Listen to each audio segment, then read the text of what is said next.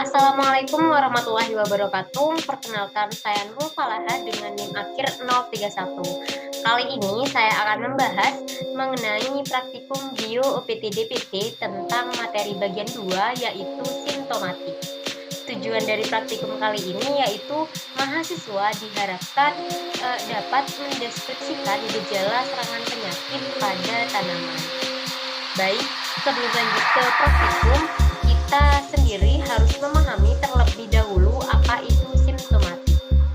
Simptomatik adalah bagian dari titik patologi yang menyelidiki, melukiskan, dan membanding-bandingkan gejala penyakit tumbuhan.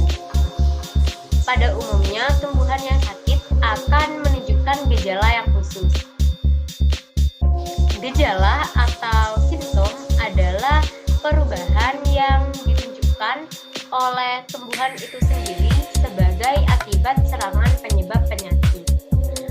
Gejala yang disertai tanda dari patogen merupakan dasar untuk mengadakan diagnosa di lapangan. Tanda atau sigen adalah semua pengenal dari penyebab penyakit selain reaksi dari tumbuhan inang. Umumnya, penyakit-penyakit tertentu pada tumbuhan menunjukkan adanya gejala yang khas. Berdasarkan sifatnya, gejala dapat dibagi atas gejala lokal dan sistemik. Gejala lokal adalah gejala yang terbatas atau bersifat setempat yang disebabkan oleh bakteri dan cendawan yang biasanya menunjukkan gejala ini. Sedangkan gejala sistemik adalah gejala yang menyebar dan meliputi seluruh tubuh tanaman yang disebabkan oleh virus dan penyakit-penyakit fisiologis. Kemudian, secara morfologi, gejala penyakit dapat dibedakan menjadi 3 tipe pokok, yaitu nekrotik, hipoplastis, dan hiperplastis.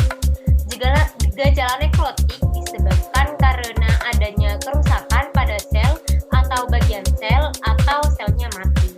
Kemudian, gejala hipoplastis disebabkan karena terhambatnya atau terhentinya pertumbuhan sel. Sedangkan gejala hiperplastis disebabkan karena pertumbuhan sel yang melebihi biasa.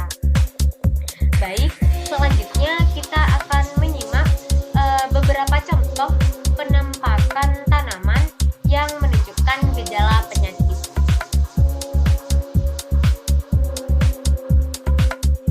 Yang pertama adalah nekrose pada mangga. Nekrose yaitu matinya sel atau sekumpulan sel yang terbatas pada jaringan tertentu sehingga membentuk bercak-bercak berwarna coklat atau hitam yang kemudian dapat menjadi kelabu keputih-putihan.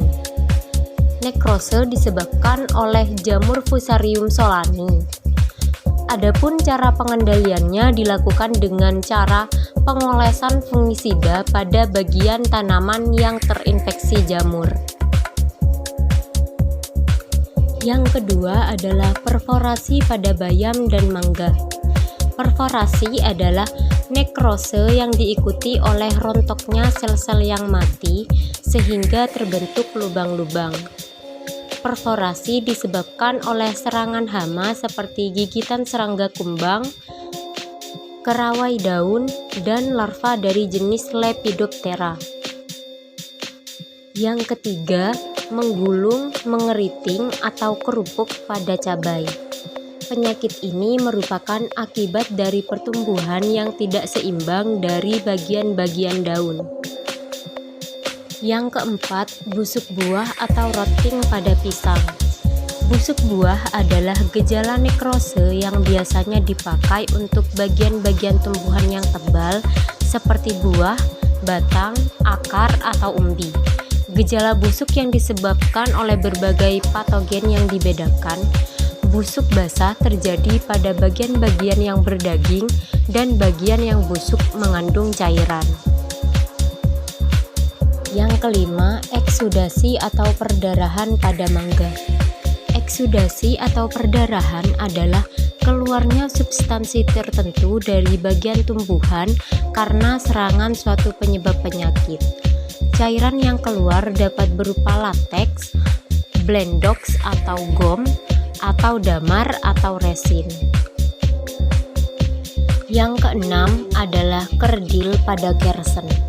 Kerdil merupakan gejala habitat yang disebabkan karena terhambatnya pertumbuhan bagian-bagian tanaman, sehingga ukurannya lebih kecil dari biasa.